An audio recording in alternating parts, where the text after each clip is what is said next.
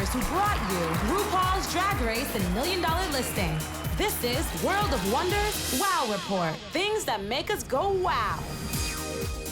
Welcome, beautiful people, to the Wow Report. We are here live-ish from Hollywood, California, Hollywood Boulevard, the Walk of Fame. I am Tom Campbell here at the headquarters of World of Wonder. The brilliant mind behind RuPaul's Drag Race and many other shows at World of Wonder. James, when you're right, you're right. And joining me this week and every week is Club Kid turned best-selling author, editor of the Wow Report, James St. James. Oh my God!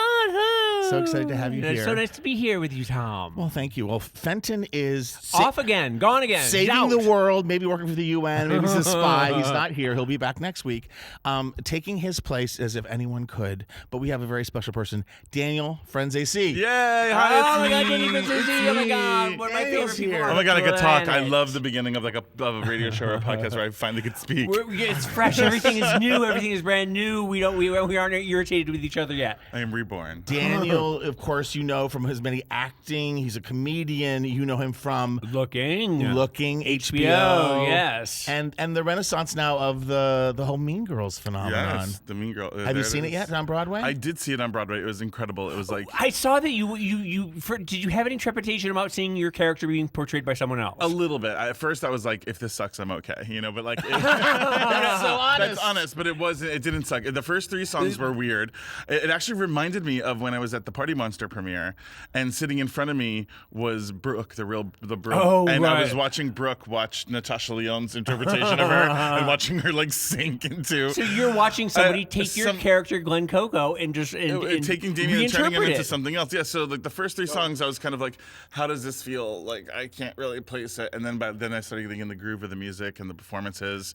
And obviously Damian was the star. I mean, it was like the gay guy who played the gay guy in the gay film, watching the gay guy play the gay guy in the gay musical. I thought I was going to explode into purple glitter, but I survived, and it was fabulous. It's its own thing. And did you go backstage and meet him? Oh yeah, I met Gray Henson at DragCon, New York City, the year before, and he before he was cast. He was in DC doing the like pre-show, like out of town tryout. Yeah. And so I met him at DragCon, and so we clicked there, and we had kept in touch. But then this was actually get to see him perform. It was so fun. One of the things I liked about it is when we did the show, Tina Fey told me that Damian was just so coming of age that maybe he knew he was gay, maybe deep down, but he hadn't even had his first kiss yet.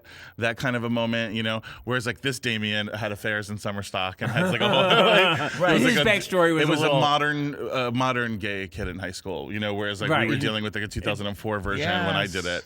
So to see it grow like that and get a little deeper into the story of a character, I enjoyed it immensely, and everybody was so sweet and so wonderful, and of course he got Tony nominated. I was hoping he'd win because I was totally the Jennifer Holiday to his Jennifer Hudson. You know what I'm saying? I was waiting for me to like go on that like nightclub tour, but we both agreed that as soon as he's done with his run in Mean Girls on Broadway, that we'll probably do something at like 54 Below together, like the dueling Damian divas. It's like Billy Elliot, that scene where we'll be like like Chicago. Friendship. Yeah, exactly. Friendship. This is more interesting than anything we're going to talk about, but I have to move on because the reason we're here, the reason that we're government funded, is because each week we take on the responsibility of counting down the top 10 things that made us go, wow. And we need to get off the gay topics and move on to number 10. Number 10. RuPaul's Drag Race. Oh, my God. Sorry.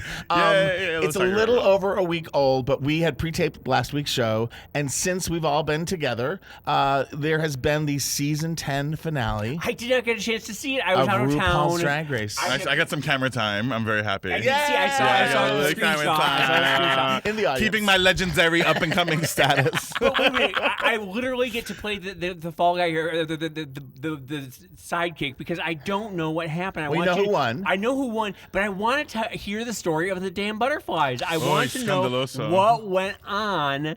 Well, let me just give the quick little background for people who don't know. Yeah, that's me. Now we have, the season goes on. It's the highest rated season in Drag Race history. Yay, one more year.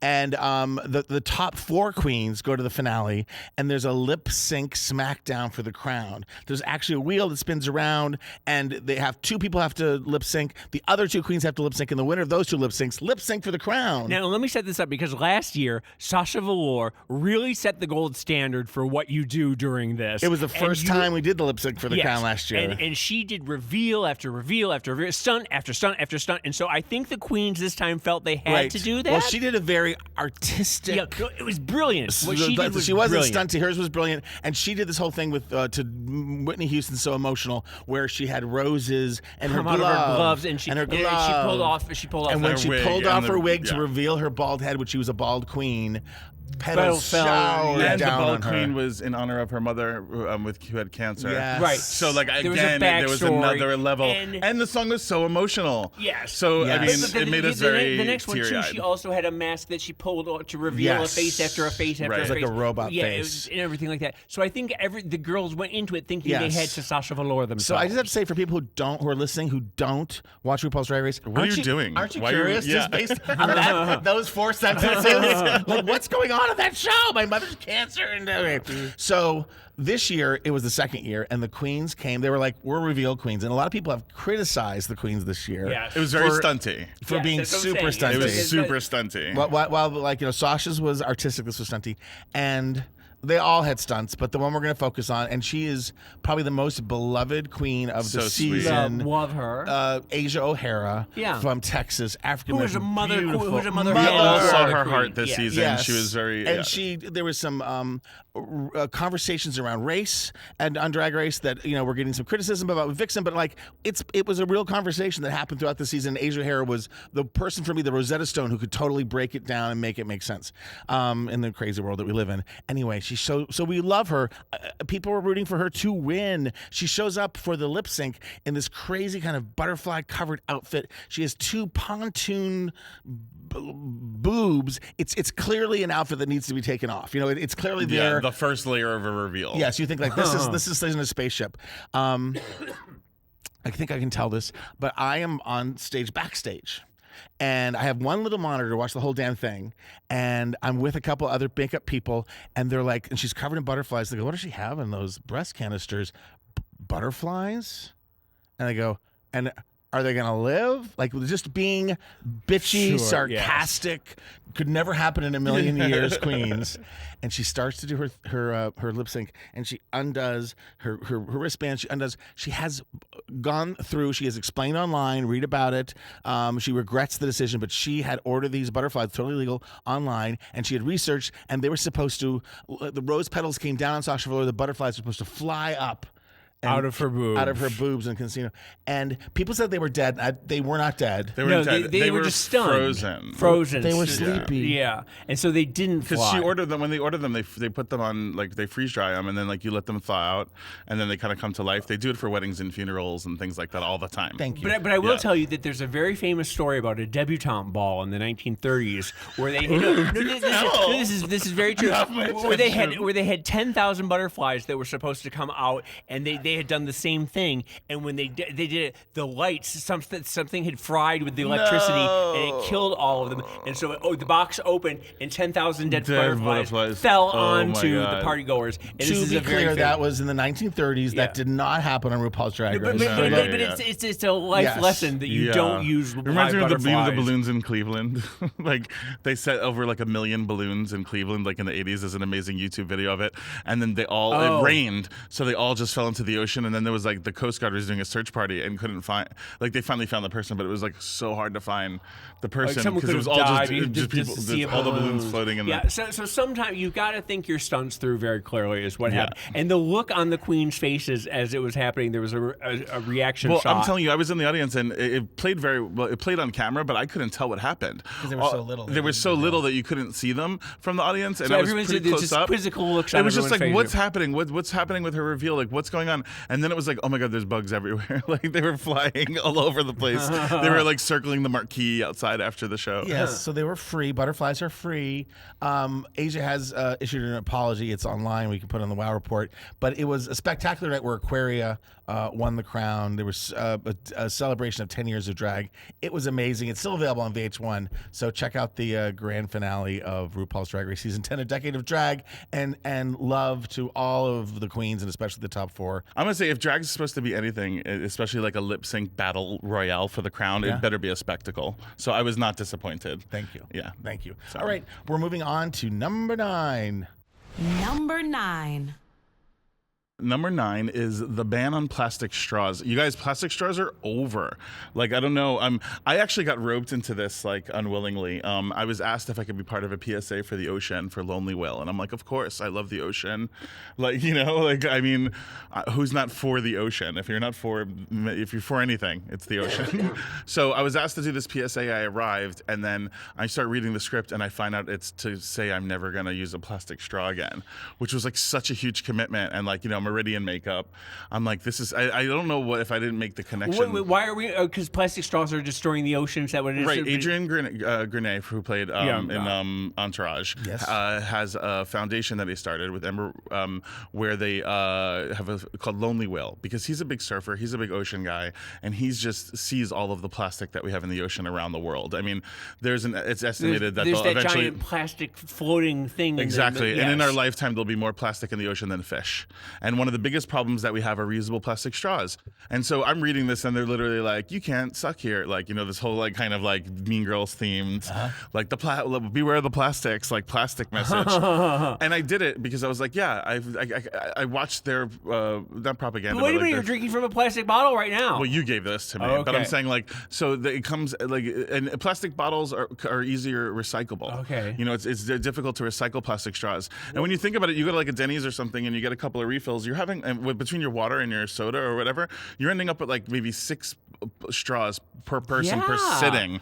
Every time you have a cocktail, I've never there's even 2 thought straws. about this. Right. Yeah. So they're just starting the they message. want the plastic straws, the like the ones when you were in kindergarten and they gave you the plastic. Any single-use plastic straw, like a Capri Sun or whatever, like all of that, they're trying to change that now. So now, Oh, I mean the paper straw that you had when you were little in school. right? Yeah. So now they're doing paper straws. So that's like the big thing is like they're doing straws But they get soggy.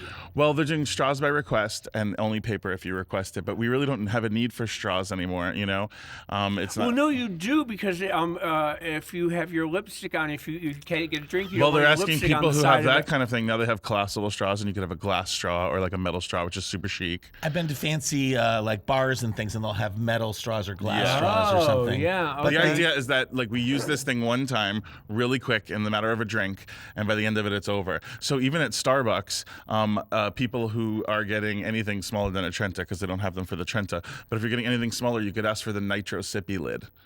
That comes on the Nitro. Oh, so right. you could have like a little sippy top on your. That's great to know. Now, what's interesting about that is that it's still plastic, right? We're still using plastic for the lid, but we're sending the message that plastic straws are over, and it's one thing at a time. And plastic Baby straws steps. are our biggest problem right now with the ocean. And they end up like... Well, that and the 6-pack thingy that yeah, they get caught in a current, though, those straws, and they go right through a turtle's head. I mean, it's crazy. Oh no! They become like little like arrows in the ocean. So No. there's a lot of it, and it's really they're around for years and years. So straws are over. That's basically the message. Personally, I've stopped about like 3 or 4 restaurants now from using straws, just having And conversations at clubs, with the managers. do you talk to people at clubs? Yeah, I'm at the comedy clubs at Flappers Comedy in Burbank and in Claremont. They no longer use straws at their Which location. we should say right now that you're on tour. We forgot to mention at the top of Hello. this. You're doing I'm a on tour tour. across country with your stand-up it's called- comedy. Yes, it's called Yes, You're Amazing. It's a straw-free. It's a tour. straw-free tour. That's good to know because you read. It's so hard because plastic. You have to plastic. pick and choose what your battles Yeah. are But I these like days. being Right. focused on straws. I would imagine the Starbucks, which is such a progressive company, would come around and give us paper straws or something. They'll get there. It's happening really fast. Seattle just completely banned straws. Here in California, along the PCH, all of the restaurants that are within a certain range from the ocean are now it's illegal to have straws. We're working towards it. It's happening. Get on it early. You know what I mean? Yeah. Do the cool thing early. I'm glad you told us about this. I didn't really know about it. I love it. And so you could look at Lonely Whale, and if you are an establishment like a restaurant or something, Lonely Whale will offer you 50% off paper straws.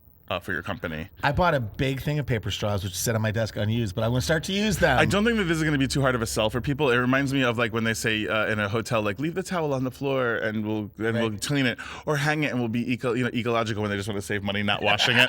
Like all these restaurants are going to just save money not having straws at their establishment, and they're going to look good for saving the environment. There you go. I used to hoard straws, but for a completely different reason. Okay. All right. That's another show for another time. Let's move on our countdown. James St. James to number 8. Number 8. I watched a 2-part miniseries on PBS. It was really fantastic. I'm really excited about it. It's called The Man in the Orange Shirt. It is a gay love story set in 2 parts. The first part is set in the 1940s. It's 2 soldiers fall in love during World War II in England. It's devastatingly handsome soldiers.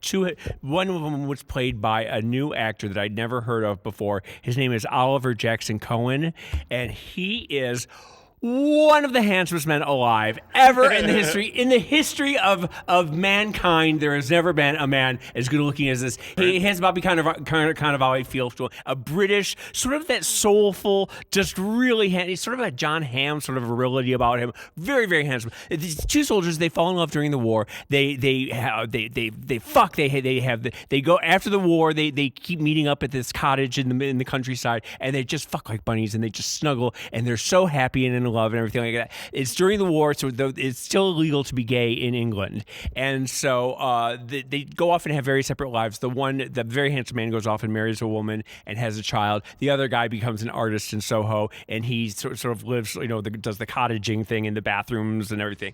Well, he ends up going to prison. The guy with the marriage, the woman finds a cache of love letters in a thing, and she's like, "You're disgusting. You're repulsive. You're a criminal. Are you even safe around the children? You're disgusting. Don't you ever touch me again." It's that sort of thing. She grows up during this period. She doesn't really understand, and so they both end up having these horrible, horrible lives, and they sort of go apart and everything. Then the second part, the next night, it's his grandson. It's modern day times. It's the grandson, and he's addicted to Grindr apps, and he likes having violent, impersonal sex. This is real. This is a story. He likes violent, impersonal sex. He despises intimacy of any kind, and he keeps having hookup after hookup. But he's living with his grandmother, who is now played by Vanessa Redgrave. Yes. I'm sold. Bearing the lead. What is this called? Right, exactly. It's called The Man in the Orange Shirt. And Vanessa Redgrave is the wife of the husband, but now she's this old woman. He's dead, and she's trying to come to terms with homosexuality through her grandson, and he's sort of living the life that the grandfather never was able to lead. And the son is then sort of trying. He's falls in love with an architect, and the 2 of them are trying to get the old cottage back in shape again. And when they come across, I want you to tuck me in right now. You just took me through the journey. And they come across. He was a painter, and they come across this painting of the man in the orange shirt, and it turns out it was the grandfather. And the son learns to come to grips with his homosexuality once he learns about his grandfather. Blah blah blah. Look at this, and it's really something. It's really, I really suggest. It's only 2 hours long. It's PBS. Two episodes.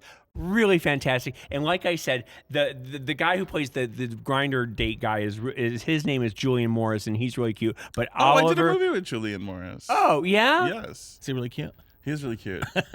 That's how I'm rating movies these days. I did a movie called Whirly Girl with him. I'm just showing. Whirly Girl? This is the one who I said has the Bobby Cannavale. Nothing wrong with that. Yeah, and he's just so beautiful, so handsome, and really a find. And beautifully well acted, really nice. 2 questions. Two statements really. One is, I'm so proud of you for not watching Netflix, because he watches everything on Netflix. I'm a Netflix queen. How did you find this? How did you find out about this? Actually, Todd upstairs was the one who recommended it to me. And if you go to, I have a Roku, so PBS on either Apple TV or on demand, or it's something it debuted last month it was the anniversary of the decriminalization of homosexuality in England on the BBC. But then PBS played it for Pride Month. It's a brilliant concept.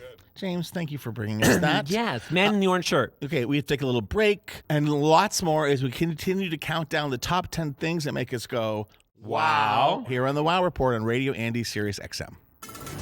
You're listening to World of Wonders Wow Report.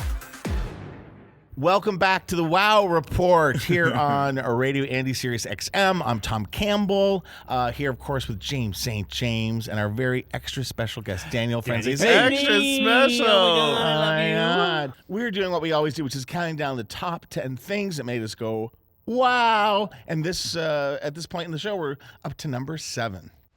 Number 7. I read this article in the Hollywood Reporter by reporter Seth Abramovich. Who's one of our good friends here at WOW. We love him. The story is about someone who happens to work at William Morris, who's like in finance or something. And here's his picture. And he's also, quote unquote, lives a double life of a leather master. Nothing wrong with that. We ain't going to kink shame anyone. And We will if they are homosexual. And exactly. And, you know, and he was doing a mummification ritual with a man. Oh, things can go very wrong And here. the guy died.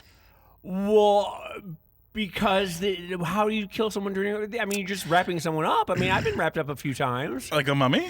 I had a cute little outfit. There was sort of a mermaid, like a leather mermaid thing. You like wrap me up like a mummy, daddy. No, but I had to be carried around through the clubs, and it does get very. If you can't move, it's very uncomfortable. I but really again, don't think there's much that we could talk about that you haven't done. I don't like being bound. No, I don't even like flying coach. But the thank you. The article struck me, and it's a little more balanced than I thought. But it basically, What happened? What was you know, there's this whole, you know, everyone's into crime now, right? They love podcasts about crime. True crime. I don't that much. I've watched some of them, and I try to get on board. I can't do it. My mom's all about the ID channel. She's like, murder, murder, kill, kill, murder, murder, kill, What is kill. that, I Sometimes wonder? rape, murder, murder, kill. I'm like, what's going on? Like, I don't. It gives me the creeps because that's like real horror. I don't want to. And this story feels like a horrible tragedy. I It went don't wrong. understand what physically went wrong with the mummification process. Well, when he died. stopped breathing. He realized, you know, they have it like He was bound too tightly. They don't know exactly. There was some GHB found in his bloodstream. There you go. That seems to me to be the headline. That's the headline. Yeah. And yet it's sort of this like this sick ritual, Right, playing in on this kink. And Wait, just so was it a date rape thing where he was they've unconscious? when he they've been started- involved in this consensual master-slave relationship for like 7 months. The man who passed away, I'm not going to say any of their names because I don't want to. GHB, I just want to do a little PSA right here because Okay. GHB is such a horrifying drug that just a milliliter in difference in the dosage will kill you. And people don't realize when they're doing it that just like literally a drop or two more than what you're supposed to take is what will render you unconscious. In my days of working in New York City nightclubs, like I seen people behave so wild on that drug. Like, yeah, and just, but people were always just dropping like flies on it. I just hear just the being biggest carried horror out, stories. drooling, And so it's a really scary drug. The gay name is GHB. The straight name is it's a rape. It's the date rape drug, right? It's the thing that they slip into girls' drinks. Like a but like I RuPaul. said, the dosage you have to be so careful about it that just a little tiny bit is what makes you. And you're not overdose, supposed to mix it with alcohol. And you convulse and you stop breathing. Yes, it's. A I very know back scary in thing. my old days, but you'd hear about like beautiful men who like someone went to the bathroom, they came back, and the guy was like died in a hot tub. He would just fall asleep. Yeah. You know, so don't do it. So I GHB. understand. And also with these mummifications, there's a lot of that asphyxiation stuff where you're limiting your breathing. Yeah, I'm going to say like if you're Corset. binding your corset in your stomach and everything like that, it's very easy to When I did I Spit on Your Grave, I had to have my hands tied around a tree. Yeah. And my arm fell asleep for 4 days. And I went to the hospital. I was like, is my arm going to have to get amputated? Like, I was terrified. Yeah. And they told me you have what is called drunk man's palsy. Like a lot of drunk people, when they fall asleep, they like land on their arm or something, and their arm will fall asleep for days. And I still feel like my arm falls asleep faster than it should. Oh wow! Wake up. So anyway, the master, as soon as he realized it wasn't going well, according to the article, called the police. He cooperated with the authorities. The gentleman who lost his life, it is a tragedy, but his lover is obviously trying to process it, very angry. But it's sort of, I don't know, if there were drugs involved, and the master guy, according to his lawyer, is saying that there were no drugs present in the dungeon in his beautiful home in the hills. And I don't know if that's true or not, but that's what he's saying. And it is a consensual relationship. It doesn't sound like anyone did any. We talked about the just recently the cannibal in Germany who the guy said that he wanted to eat the other guy. He wanted to eat someone, and a guy volunteered. And is that legal? Right. Yeah. Is it legal for someone to say, go ahead and eat me, kill me, and eat me? I mean, like, where do the laws of where does consent lead into a law violation? This isn't quite cannibalism. No, but those of you playing the cannibalism drinking game here at the Wow Report, have a sip.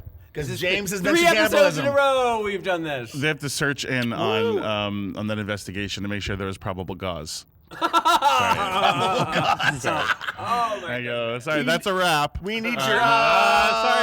I'm sorry. Mummification secret. isn't something we hear about often. I mean, the only other time I think was like the Dorian Corey. the queen from Paris is Burning. Yeah. Yes, Dorian Corey. The very famous story about that, where she, after she died, all the queens ran to her apartment to go through her gowns and jewels and steal everything. It was like the last scene, or the scene in Christmas Carol, where they're all going through Ebenezer Scrooge's, and they're throwing things, and they find a trunk at the back of the closet, and they're like, "This is where the good stuff is," and they pry open the trunk, they open it up, and when they open it up, they realize that there's a mummified body with a note on it that said, "This poor soul tried to steal from me." Yeah, some guy had broken into her house. She killed him, didn't know what to do with the body. She mummified him, put him in a trunk, and for 20, 30 years, he sat in the back of her closet, and everybody discovered it after she had died, and it became this whole thing where she was like this beloved queen in the community. She'd give it, and then they found out there was a mummified. But that this poor soul tried to steal from me. I mean, but we don't know if that's true. It might have been a trick that had gone wrong.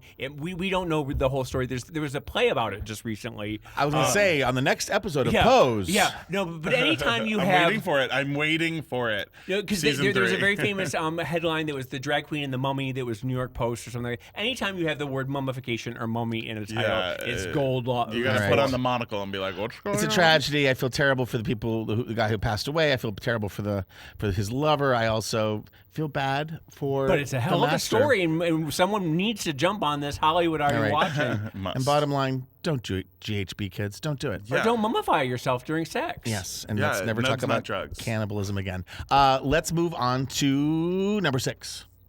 Number 6. Well, I mean, I just broke off my engagement, guys. I did hear about this. I know. I'm very sorry. I mean, I must address it. Really nice guy that you've been with for 5 years. 4.5. Yeah. 4.5 years. Right. Who's counting? Yeah, but I feel like, part of getting engaged and part of getting married, like right now in gay culture, it's a bit of political activism. Like I felt like, we maybe got a little swept up after Pulse and like the whole, thing of like we could do whatever we want, and kind of thing. Wait, you got together, I guess if it's 4.5 years, that's right around the time of the Supreme Court. It was like months after that, you know? And so, I experienced for the first time having a public relationship for the first time, like on red carpets and whatever, since I came out. And then, also you were doing it all on social media. You fell in love. I mean, it wasn't trying to be splashy, but now after you've done that, you have to have a public breakup. So that was actually a unique. And that's how I felt like I got to know him through your social media. Right. I mean, I guess how else does other people get to know people that they don't spend time with? I mean, that's how we do it these days. What's that a read? That just means that you don't hang out with me enough, James. What was it like? The old days. Because I found out about your breakup on Facebook, a post that you posted, and I didn't roll my eyes, but it is like it's a whole new etiquette. It's like I just had to. Well, I feel like we did have a really great relationship. It was like an exemplary relationship of like just like how we handled it. I felt like the breakup should honor it, and it was like sort of like a closing a chapter in a proper way. Plus, was it a good breakup or was it a hard breakup or was it no breakups? Not easy, No, So it was. I mean, we aren't mean to each other, so that's huge. awesome. And that's huge. And I think that's then always that honors the relationship a little bit. So the idea is just not to be mean, but I think that I had to address it because we had, and I didn't expect this, but we had like over 380 million unique hits on our engagement, and that was something I didn't even plan. Like that's something that's beautiful when it happens, but so people were really invested in the relationship. But people will think, maybe I'm doing something wrong when I'm making out with a chorus boy in Boston or something. I just wanted to make it clear. Well, are you feeling your oats? It's been 4.5 years. I mean, not really. You gotta, no. know. I'm very slow to move right now, but really? I am. I'm just. I'm in a mourning go period. from relationship to relationship. You. I've had many long-term relationships, yes. So now I think it's time that I'm alone for a while. Well, that's good. That's very good. And please kick me in the balls if I ever live with anyone again. I cannot. It's over. Cannot, will not. I mean, I'm gonna be like Freda Kahlo and have like a house like with a bridge. Honey, I know. I can't do it. Don't talk to us. Hello, exactly. Confirmed Bachelor's Club over here. Well, I'm glad. I love that you're not being mean to each other. That's such a great rule. Yeah. That's all I need to so. be. You can be even hurt. in my relationships, I've always said, look, if we're gonna get in a fight right now, I'm actually really mad. The object of this isn't for us to like get apart. The object is for us at the end of this fight to like to get closer and be stronger than ever. And that's the mission of every fight. But I'm pissed, and you're about to hear some shit. But like going backwards and doing it that way. But I think you do find. I find that with all my ex-boyfriends now, I have a wonderful relationship with all of them, and that is really important to be able to go back to them and still have. Do you think that you'll get there? We'll see. I mean, I have good relationships with some exes and not so good relationships with others. I mean, it all depends on also the friend circles, Right. There's a lot of gossipy people, so we'll see what happens.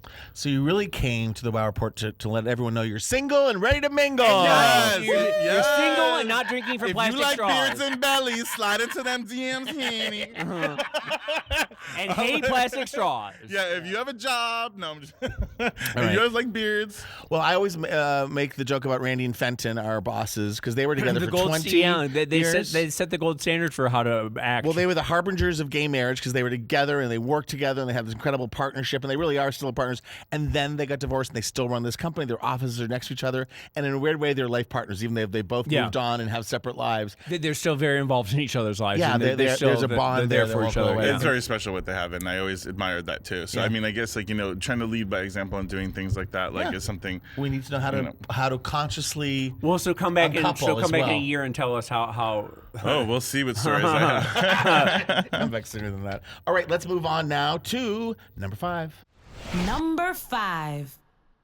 I did a lot of traveling this week, and I was on a lot of planes, and so I saw a lot of movies because there's a lot of downtime. And one of the movies that I saw was something that came out last year called Film Stars Don't Die in Liverpool. I don't know if you remember this. Remember the trailer? It was a little movie. It didn't get a lot of attention. Annette Bening, I think she was nominated for an Oscar. She's spectacular. She's always spectacular. Always spectacular. She plays film noir actress Gloria Graham from the 1950s. Gloria Graham, who was very famous in the 1950s for In a Bad Place, In a Lonely Place, The Bad and the Beautiful. In a Lonely Place, yes. Yeah. She won an Oscar. She was always a bad girl. She was a trollop. She was a tramp. She had a little bit of a sneer about her, but she also had a little breathy little girl quality thing going on. Really hotsy-totsy woman, right? What you don't know is that at the end of her life, she was sort of washed up. She was playing the provinces, touring in England, doing the Glass Menagerie. She was Laura in Glass Menagerie.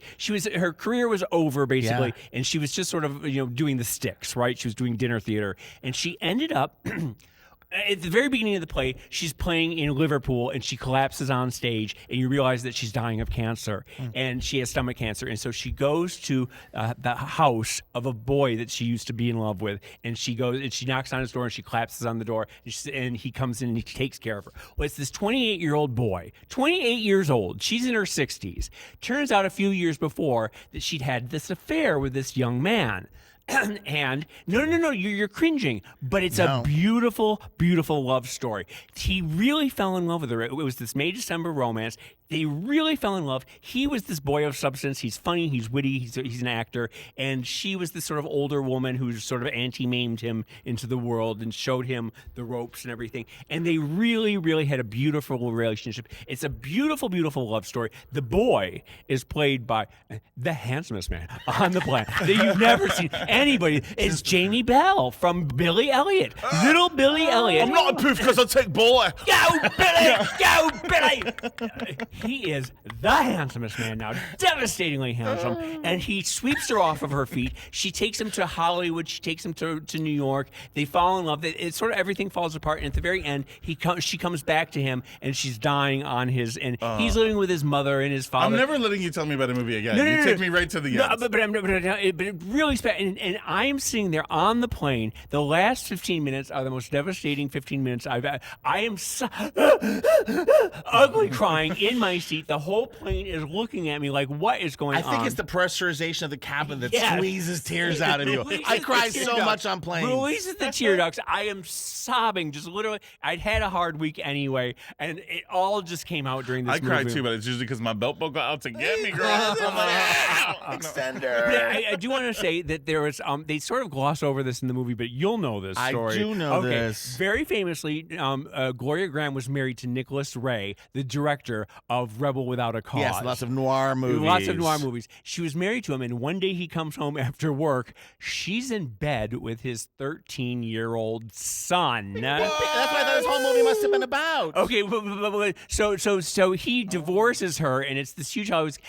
Cut to 10 years later, she marries the 10 years. She does. Yes, when he's 23 and she's in her 50s, she marries the son. Like that teacher. Yes, so she has a history of going after young boys, but that's very glossed over in this. But it's sort of she very quickly latches on to this young guy, and the two of them have this. He's sort of like he's a disco dancer. He's showing her how to do the hustle. Sure, a hep cat or whatever. Yeah. That was the constipated look on my face your entire story. I thought you were going to reveal that it was the son, but this is after, because she was married to the son for a long time. Yeah, but funnily enough, Vanessa Redgrave also plays her mother in this, and her sister is also Vanessa Redgrave getting around. But the sister is a bitch, and she tells the boy about the Nicholas Ray's son. Oh, so there is a moment where there is a moment where they talk about it, and then very quickly they gloss over, and she was like, "It was a different time, and people will say what they will, but it's not true," and then they sort of move on from that. But it sort of explains why Gloria Graham likes all these young boys. You should see Film Stars Don't Die in Liverpool about, what's her name, Gloria Graham, and you should go and Wikipedia her. Spectacular. Which makes you think, like, what little sliver of your life, you know what I mean? But today, I think, just 24 Annette Bening hours. is spectacular, and Jamie Bell is really a revelation, and he's grown up to be such a nice... I'm not because I'll take boy. I only did that because you liked it so much the first time. Keep doing it. All right, we have to take a quick little break. When we come back, we will continue to count down the top 10 things that make us go, wow, here on the Wow Report. Radio Andy, SiriusXM. Don't go away. You're listening to World of Wonders Wow Report. All right, we're back. It's the Wow Report. I'm Tom Campbell. Hey. I'm here with James St. James. Blake is here, too, behind the camera. Hey, Blake. Hey. And Daniel Franzese. He taught me how to say his name because I'm Wait a minute. Wait, after years of yelling at me, misspelling it, now you're telling me that I've been mispronouncing it. I thought it was Franzese. No. What is it? How many years do I know you? I know. It's a confusing name. We're stupid it's people. Franzese. Franzese. Yeah. But you said that RuPaul remembers it by saying, right. I don't have my own air conditioner. I have to use my Franzese. Nobody. I thought it was rhymes. And then sometimes, like you do, the people put the wrong emphasis I on the did. wrong syllable. But like Franzese. it's okay. I was gonna say because it rhymes with Scorsese. Franzese. Yeah, but Scorsese is actually Scorsese. Oh, I know. Do I want to even get into that? No. Well, I've been. It's with Italian names. It's like people give up around the second vowel, and it just becomes like Italian alphabet soup. A little bit. Yeah, it's I'm so delicious. scared. I feel like when I see a name that I don't know how to pronounce, which is almost every name other than my own, I freeze up like I'm playing wiffle ball and I'm 4. Like I can't do this, and I just freak out and I stop looking at the ball. I've been saying Scorsese. I always think Scorsese. You've but said so many things to me. You get so angry with me. I'm so because sorry. I've known you I said I know. That's when I told them, should I call you Yams Street Yams? Jaime saying Jaime. All right. We're here counting down the top 10 things that make us go wow, and we are at number 4. Number 4. Hot couple alert. I'm a little obsessed. I'm obsessed with Ariana Grande. And I'm obsessed with Pete Davis. Together, Pete Davidson. I remember early on. You're like Peter Davis. Exactly. Obsessed. Can't get enough. I do know Peter Davis. I know, I love so do him. I. Yes. We all love him. Years ago here on the Wow Report, I said her song was the song of the summer. I loved her, and you guys just scoffed at me, made me feel so bad. It was one time that I yelled at all of you, I believe. Yes. No, but I did come around. After Manchester, I realized what a wonderful, beautiful soul she is, and what a big heart she has. And she's broken up with her last boyfriend. boyfriend, and then Mac Miller, and then bam, she's with Pete Davidson, and bam, they're engaged. Yeah, it's well, they probably fast. took some time. We didn't know the whole story. You do. Yeah, I mean, even in my breakup, we broke up like a month ago, and then it's like we finally told people. It's like that's I think the move for like a public breakup is like take your time to get over yourself before you tell everyone. But sorry, but Ariana, I'm wearing her shirt today because her song "No Tears Left to Cry" is about like I'm breaking up, I'm picking myself up, I'm picking it up, and so I wanted to buy her shirt that she gave all of her influencers that says "No Tears Left to Cry" upside down, and they didn't have a 3XL, so I let her know because we follow each other on Instagram. Because you're friends. We're friends on Instagram, and I let her know, and she was like, "I'll make you one." And then I'm at my friend's pool at like this luxury building downtown, and some guy's like, "You're getting a sweater from Ariana," and I said, "Oh yeah." He's like, "I'm the one doing it." We actually just decided to raise all of our sizes up to 3XL, so because of that. So now the big boys got the Ariana shirts, and not only did she send me the sweater, but she sent me an entire Ariana Grande wardrobe, tour jacket, the jacket she wore in Bang Bang, like the her earphones that turn into speakers and cat ears, like the whole shebang. So my whole family is getting blessed with Ariana Grande swag. Hey, Merry Christmas, everybody! And I just couldn't even believe it. It was just the nicest gesture, and I'm gonna send her a big package from the House of Glen Coco. So that's hot. They're very generous. When Ariana was on Drag Race, she brought like buttloads of like perfume, and like she's always just so the nicest generous person. Yeah, they're a nice family. Okay, but we are getting away from the main gist of the story here. Because the most important thing, New York Magazine had an article. The headline was, he got that big dick energy, and this is about Pete in relationship to because Ariana. someone had speculated online in social media about how big Pete's dick was, and they said, that white boy be packing 10 inches. Well, BDE is now the new term for big dick energy.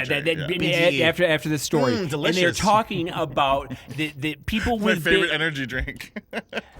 People with big dicks have a different energy about them. They walk with a bit of a swagger. Yeah, they're cocky. The cock of the walk, so to speak. Yes, they're cocky, and this they go through and they speculate like different stars. They're kind of a dick. Yeah, who has a big dick, and they're talking about how Chris Pratt probably does not. Chris Pine does, but he probably probably cries a little bit about it.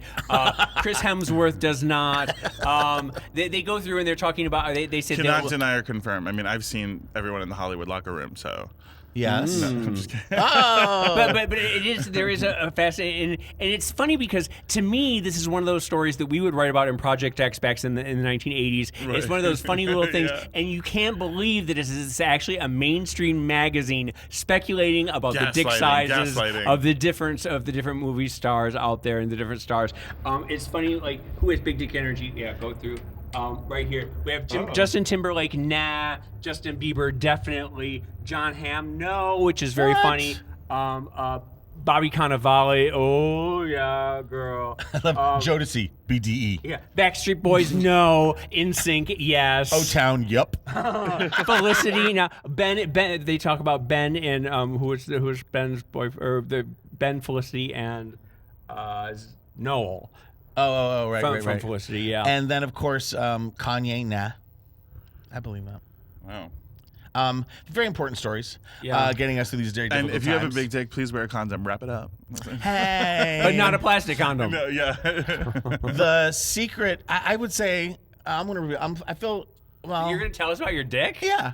I feel, because I haven't been online in a long, long time doing sexual things, but everybody starts at 8 inches online. You know what I'm saying? There's that big dick. That's the baseline. That's the baseline. Like 3 million at a home in Hancock Park. And then it gets bigger and bigger and bigger. And I just, having put on some pounds in the last year, I do feel like the backdrop needs, it was a Chris Rock joke that goes, I don't have a big dick, but I'm really scrawny, so the backdrop makes your dick look big. It's all relative. And then I've had boyfriends whose dicks didn't seem that big because they had big thighs. Oh, well, there is that thing that famously Dr. Oz said that for every 20 pounds you gain, you lose an inch. Because the fupa that starts to build up around it, the fat that builds up around it. What are you talking about? Yeah, but you can you can still get beyond that. Yes, you can. Yes, you can. And I won't say it. I remember a dick can be too big. Well, yeah, dicks can be too big. Are you nursing it? I was burping a baby once. I had someone, I was just like... Oh, I thought it was waving in his ear. I thought you were like, get that away This is from great my for the ear. radio. This is great for the radio, by the way. I don't know what's going on.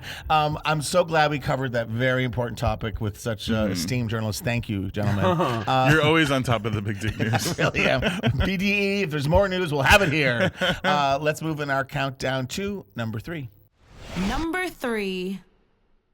For number 3, I want to talk about how we are now in the renaissance of the golden age of television. Television is now way more interesting than film. It really is. I just think, personally, one of the things that's happening now, especially I've seen Pose and a bunch of these other shows, is that now like TV is more interesting than film. I feel like we're re-entering the golden age of television. For a while now, for a couple of years. Television's so much more creative. I mean, I don't even think a movie about Pose would have done as well as like a television show now. Mm-hmm. Well, Netflix sort of broke the mold where they started doing the anthology, or they started doing like episodes that only need to be as short or as long as they need to be, and as many as there needs to be. Where sometimes there are 4 episodes, sometimes there are 10 episodes.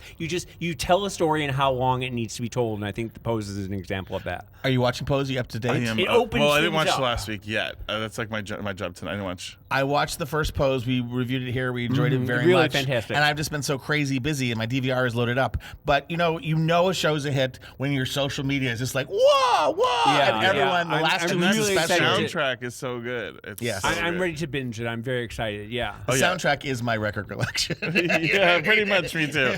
I don't know.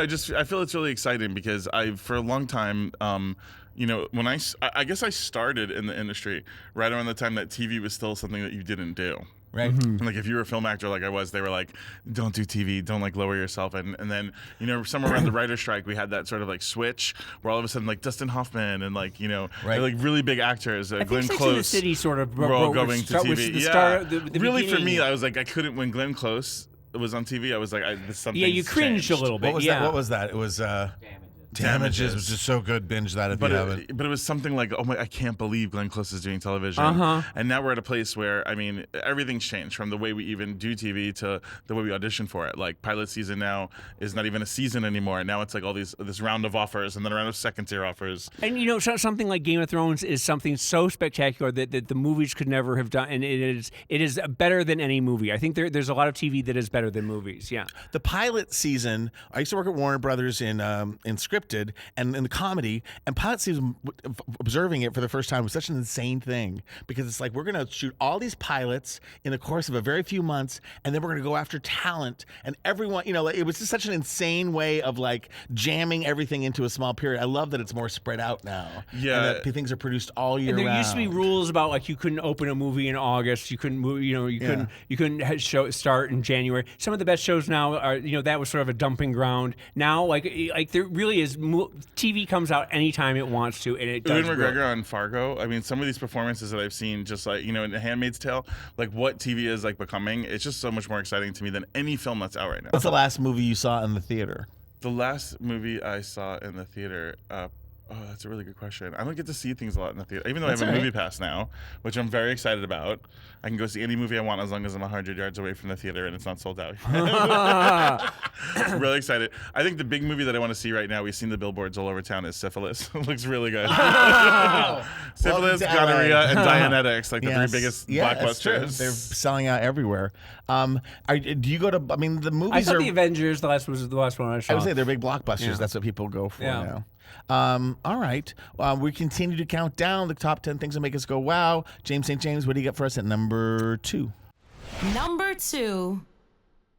Another movie that I watched on the plane this week. I saw a documentary that came out on HBO Documentary Films. And it came out in December, and so it's still relatively new. It's called Agnelli, and it's the documentary about Gianni Agnelli, who was the uncrowned king of Italy throughout the 40s, 50s, and 60s. He was the Fiat heir, Ferrari, Fiat, Italian sports cars, which were all the rage during that period. Yes. He was a playboy. Really handsome, can I tell you? Like One of the hottest people you've seen. No, literally one of the hottest men of all time. I'm serious. He was an older man, very famous. I'm going to just pull up a picture right here of him while we're talking. very, very dapper, very, very well dressed. Don't talk about me like I'm not even here. Yeah, hold on. Let me just sort of get this so you can understand. Did he date famous women? But he dated every famous woman, Anita Ekberg on down, like all the 50s starlets and everything like that. Gianni Agnelli. When I say he was a playboy, he was the playboy, like Ali Khan. Just this older man, very, very Sure. No. Oh, I'm telling you, He's got BDE.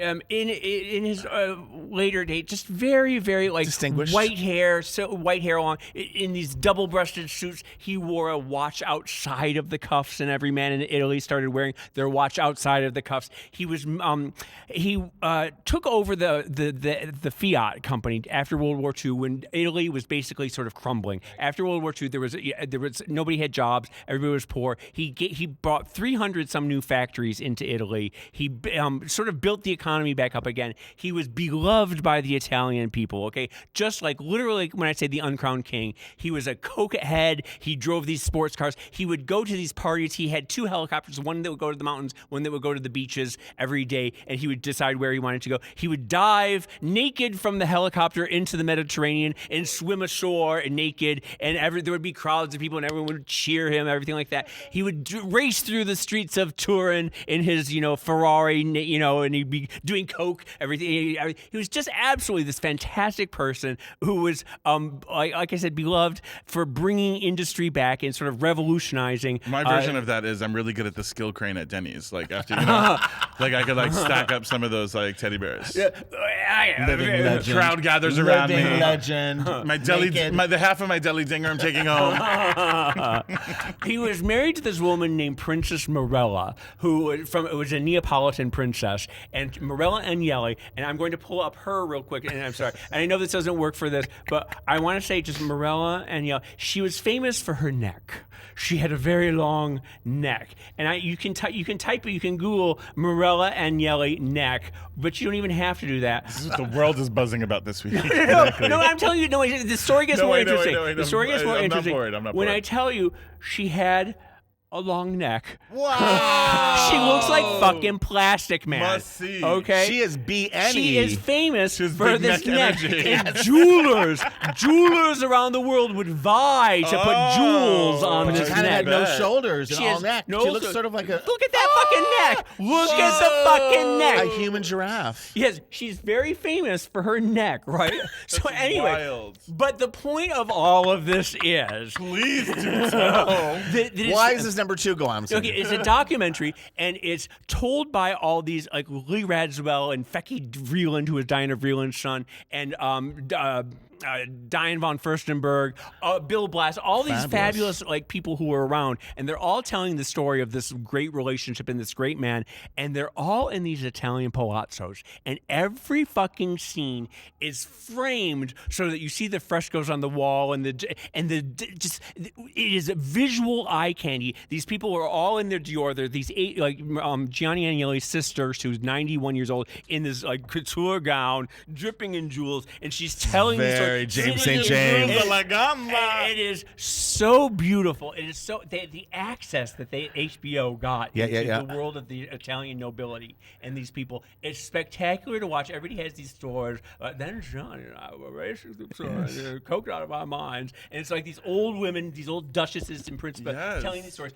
Also, Try me on the Monte Carlo line, darling. Sheila Nevins, the great woman behind many HBO documentaries, decades of them, has stepped down, and now I think Graydon Carter is doing it. And Graydon Carter, if you don't know, was Vanity Fair's editor-in-chief for decades and decades. Yeah. And this is his first produced HBO documentary. Graydon Carter had access to that world very much so. Sure. And in Vanity Fair, it sort of became a joke that he would always have a Rat Pack cover every year. He'd always have a JFK. I love those. Jackie Kennedy, Marilyn Monroe. Because they sold. There would always be at least four covers every year, and he would always do like 10 pages on Jane Reitzman's, they were fascinating. New interior designer. He knows society, and I think he's bringing that to HBO. It's a really interesting look. What's it called again? It's called Agnelli, and it's about Fiat heir Gianni Agnelli. And it's on HBO.com or the HBO HBO app. HBO Go or any of those. Yeah. Gotta watch it. All right. We have to take another quick break. Don't go anywhere. We are about to reveal the number one thing this week that made us go, wow. It is a topic that is near and dear to our heart. Don't go anywhere. You're listening to World of Wonders Wow Report. Things that make us go wow. We're back. This is the Wow Report on Radio Andy, SiriusXM. It's Tom Campbell, James St. James, Daniel Franzese. Monet Exchange. We have been counting down the top 10 things that make us go, wow. And we're at number one. James. Number one. Number one, I really wanted to take a moment and sort of just pay a little respect to somebody here at WOW who was it's a legend here at WOW, and just a legend all around. My friend, Steven Saban, who we recently lost this last week. Steven Saban, legendary nightlife author, Details magazine back when it was a fashion art nightlife magazine before it went mainstream. It was the magazine in New York to read. Steven Saban had a nightlife column that catapulted him into just legendary status. Really, really funny, witty man. He started the blog here at WOW Report, WOW Report. Yeah. It was there for about 10 years, from 2004 to about 2013. He was someone that... God, I loved him so much. What a complicated, crazy man he was. I started out being a fan when I moved to New York. I was his big, and I would fangirl him, and I would chase him around the clubs. Write about me. What year about? This was 1984. Wow. I would chase him around, and I would jump up and down and say, "Look at my outfit, Steven. Look at my. Do you like this? Do you like this? Take a picture." And I would just chase, and I would drive him crazy. I went from being a fan to being a friend. He eventually, we would go travel around the country together, doing like the talk shows and things, and so I got to know him. Then when he moved out to LA, I really got to be friends with him, and we really became just like best friends. And he was a mentor, and he was my gay dad. He was the dad that I never, that sort of taught me the ropes of being gay. And we had a complicated relationship. We had a falling out a few years ago, and we were able to get back to it. We were able to get back to our friendship for the last couple of years. But he had pancreatic cancer, and that's a hard one. And the last few years were very hard on him. He went to go live with his daughter, and that's where he passed away. But I just wanted to just say just how much we loved him. We wouldn't be here if it wasn't for him. He started the WOW Report, and he started downtown. I mean, a lot of people don't realize he was the king of downtown. Andy Warhol, Steven Saban, Diane Brill, John Sachs. Those were the people in the 1980s that were the downtown. He had a lot of friends, Debbie Harry, a lot of people like that. Just the old school New York rock scene. Steven was just sort of defined cool. He had a real sardonic, a real like sort of curmudgeonly voice, and he wrote like sort of Addison DeWitt. Yeah, he was very much that kind of New York character that just they don't really make anymore. Danny, you knew him a little bit. Yeah, definitely like a grand observer. You know what I mean? The Boswell of the night they called him. Yes. Especially when we had the storefront gallery and we would all do shows and stuff. Like he was always so cool and just standing in a corner, and you could go and stand in a corner and just talk about everybody with him. I have I knew him and worked with him, and we used to all contribute to the WOW Report. At the whole office, when we were smaller, we would all write articles, and he'd always come by and correct your grammar and correct Can I tell you one of the I learned so much from him. That's the thing. He and I would argue about an Oxford comma. We would go to the mat. We would scream and shout over a damn dangling participle, and he was always right. He was always right. And you thought for sure I've proofread this 17 times. It's ready to go. And you'd be right in your cubicle going, honey. His love of language and his love of words. That was something he was very passionate about. Yes. And it showed because his writing was. I mean, you can go back to those columns and they are just as funny, just as witty, and just as well read. And every sentence is perfectly constructed. Yes. He's a brilliant man. You guys did have from the outside. You did have a very hot relationship. But it's those weird times when people pass, you just realize that's life, baby. And it doesn't. It's not all beep. The thing up is, and down and fabulous. We were. It was a cage match. We were put in this little tiny room together, and we're both very outsized personalities. We're both very big, and we would, like I said, we would just go hammer and tongs on each other. I just remember us when we did the art shows. We'd have a month of prep, 2 weeks before the opening, hanging everything the day of. Then everything would go up, and then he would want me to send him pictures with captions at 1 in the morning. So it could be up in the morning. And just a really interesting, spectacular, complicated, fabulous, wonderful man. And we were all going to And I think the first time I heard this expression, I heard it from Steven Saban, and that's rest in perfection. Oh, yeah. So Steven Saban, wow. Yes, exactly. Just give him some snaps. Which is the perfect time for us to do some plugs. We're wrapping up the show. Just want to make you aware of a couple things. If you're in LA for Outfest on July 15th, that's a Thursday, Jamal Sims' first ever documentary, When the Beat Drops, about bucking. It's an amazing documentary that's got a lot of awards around the country. It's going to be in LA Thursday, July 15th. And I'd be remiss not to remind you that $1 Million Listing New York, which is having an amazing season. Season 7 is on every Tuesday at 10 p.m. on Bravo, followed by Sell It Like Sir Hand. Also, on our streaming network, Wow Presents Plus, we have a new series called Different for Girls. It's a lesbian drama. It's scripted. It's absolutely fantastic. I think you should check it out. Jackie Lawrence, who is a good friend of Wow, did it, and I think that, you'll really enjoy it. I think that's all the plugging we have time for today. Thank you, Daniel, for joining us. Thank you for having me. It's always amazing. Come back anytime. To be here with the Wow family. Woo! Anytime. Blake, wonderful to have you here. James, I love you. I love you. And Fenton, come back, hurry home, be safe. And Tom, we love you too. Oh. Oh. I can't go on. A lot of BDE in this room. Until next time, go out and do something that makes the world go Wow. Bye. Bye.